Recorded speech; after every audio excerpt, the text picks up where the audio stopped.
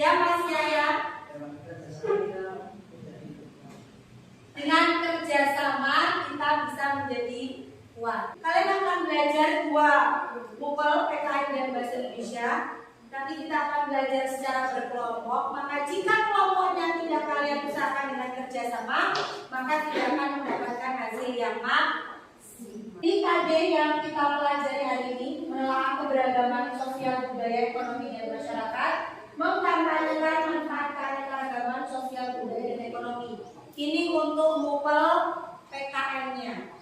Mupel bahasa Indonesia-nya kita akan mencermati petunjuk dan isi teks formulir, kemudian mengisi teks formulir sesuai petunjuk pengisiannya. Tujuannya ada 4 ya. Yang pertama untuk mapel PKN, untuk mupel PKN itu setelah melihat suatu video, peserta didik mampu menganalisis sikap seorang wirausahawan yang benar. Kemudian yang kedua, setelah melihat suatu video, peserta didik mampu menunjukkan sikap-sikap yang harus dimiliki seorang wirausahawan agar sukses. Kemudian untuk mupel bahasa Indonesia-nya, setelah berdiskusi, peserta didik mampu menjelaskan bagian-bagian formulir yang tepat sesuai dengan petunjuk. Dan yang keempat, setelah berdiskusi, peserta didik mampu membuat formulir penerimaan pekerja baru berdasarkan bidang usaha yang diberikan dengan benar. Proyeknya kita hari ini adalah membuat sebuah form. Kita syarat pertemuan yang sebelumnya kita sudah belajar tentang manfaat keberagaman dan juga bagian-bagian dari formulir. Usahanya warung makan. Apa manfaatnya? Memenuhi kebutuhan hidup. Kemudian bagian formulir ada berapa kemarin? Yang pertama, yang kedua, yang ketiga, yang terakhir, pernah lihat orang-orang ini? Nah, siapa dia? Dia Menteri Pendidikan kita. Kami ambil 3 orang ini lah yang mau ambil supaya kalian tahu apa sih yang membuat mereka nanti sukses. Kenapa sih dia bisa sukses?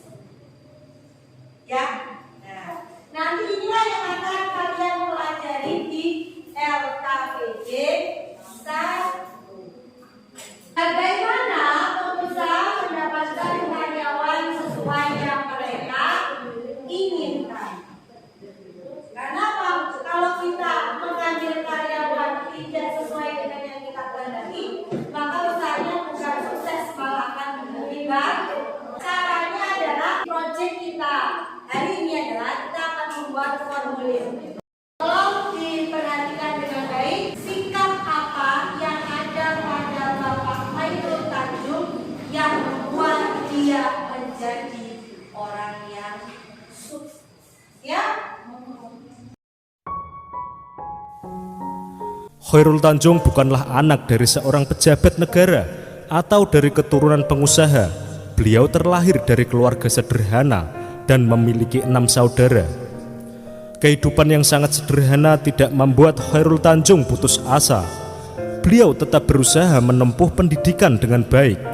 Setelah menyelesaikan pendidikan SMA, Khairul Tanjung bertekad melanjutkan pendidikan ke jenjang universitas dengan mengambil jurusan kedokteran gigi di Universitas Indonesia pada 1987. Pada masa kuliah, beliau tidak mau membebani orang tuanya dengan biaya kuliah dan biaya hidup.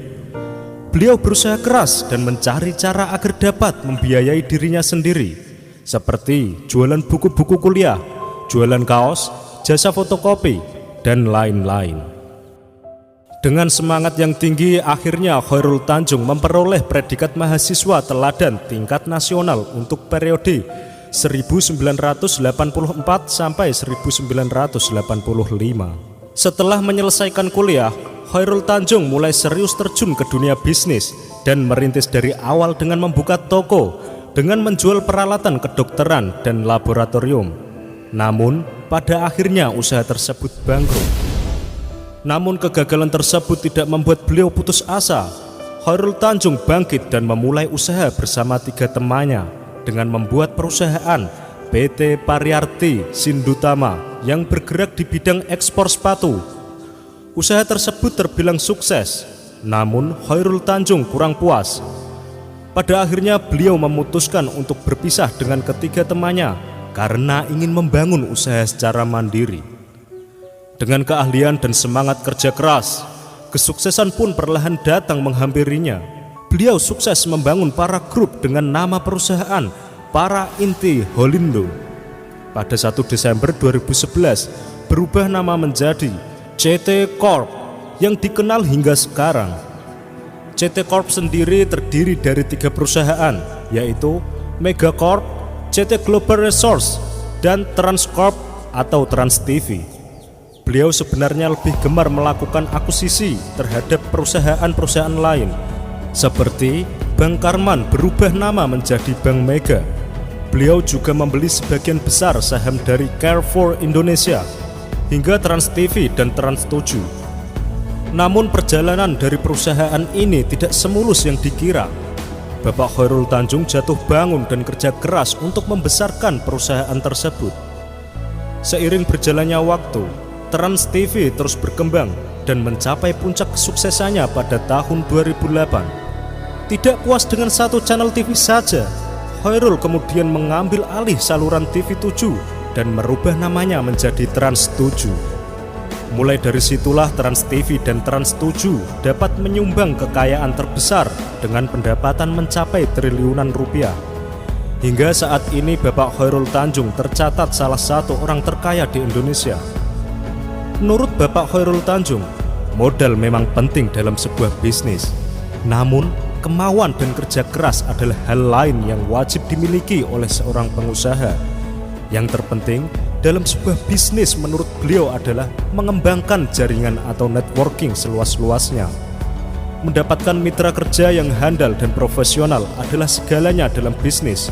Membangun kepercayaan pasar sama pentingnya dengan membangun integritas. Bagi generasi muda yang akan terjun ke dunia bisnis, si anak singkong ini berpesan agar generasi muda bersabar dan menapaki tangga kesuksesan satu persatu. Karena membangun bisnis itu butuh proses panjang. Jangan sampai terpancing untuk menggunakan jalan pintas atau instan. Menurut beliau, Anda tidak perlu malu untuk melakukan usaha dengan modal kecil dan untungnya kecil. Karena beliau pun mendapatkan keuntungan pertamanya sebesar Rp150. Sangat kecil, Bung. Demikian sekilas kisah sukses Bapak Khairul Tanjung si anak singkong. Semoga dapat menjadi inspirasi untuk sobat semua. Novi akan membagi menjadi 4 kelompok. Nanti kelompok 1 tempatnya di sana ya. Di sini kelompok 2, kemudian di kelompok 3, kelompok 4.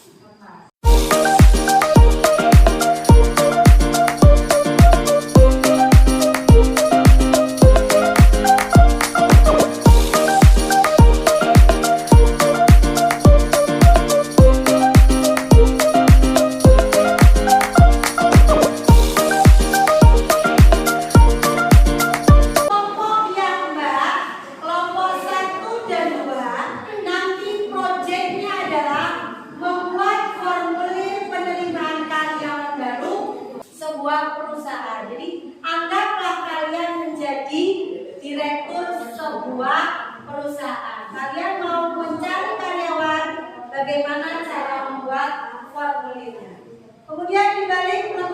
kedua itu gambar apa? Di balik lembar keduanya gambar apa? Suaranya. Tuh. Nah, nanti kelompok yang emas, silakan kalian anggap kalian menjadi direktur sebuah swalayan. Kalian buka, kemudian kalian buat formulir untuk mencari karyawan yang baru. Nah, nanti dikerjakan di lembar paling belakang di sebuah kertas APS yang sudah ada di lembar paling belakang di LKP. Cara membuatnya bagaimana ya? Kita sudah belajar tentang komponen. Yang pertama harus ada apa? Kepala. Kepala isinya apa? Nama usahanya, alamat dan nomor telepon. Betul. Yang kedua apa bagiannya, komponennya? Badan atau isinya berisi tentang identitas. Kemudian yang ketiga adalah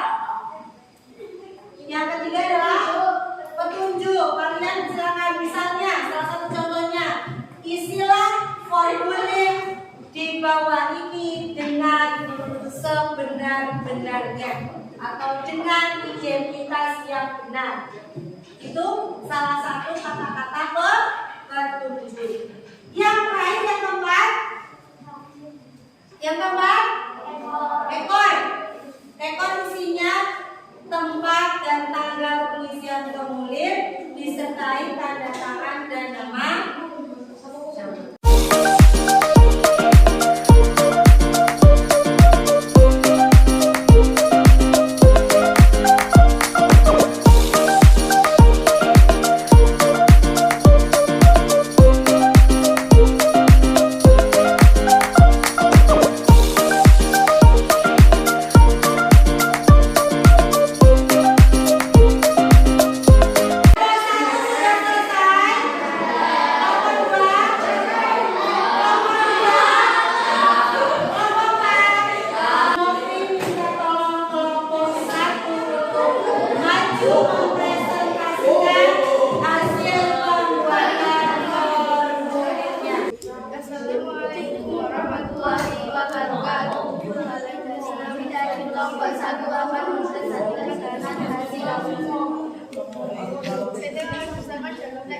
Alamat Jalan Sabtu Bola nomor 23, nomor telepon 062522655601, kode pos 524. Data pribadi, nama lengkap, tempat tanggal lahir, nama ayah, pojok ayah, nama individu, dan ibu, alamat, agama, hobi, pendidikan SD, SMP, SMA, kuliah S1 S2 C keterangan lain gaji diinginkan RT mulai bergabung tanggal keterangan coret yang tidak isi dan kebutuhan. Wassalamualaikum warahmatullahi wabarakatuh. Ada alamatnya, ada nomor teleponnya. Bagian isi tadi dibagi menjadi 3, seru ya. Ada identitas, ada pendidikan, dan ada keterangan lain. Kemudian petunjuknya ada tadi, isilah dengan jujur. Nah, itu termasuk ke dalam petunjuk dan diari oleh tanda tangan dan nama itu di bagian ekor. Terima kasih untuk kelompok 1. Beri tepuk tangan untuk kelompok 1.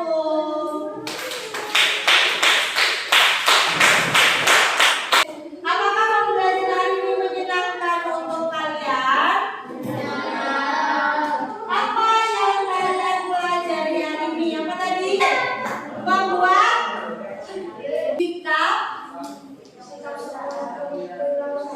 sikap seorang wirausaha agar sukses.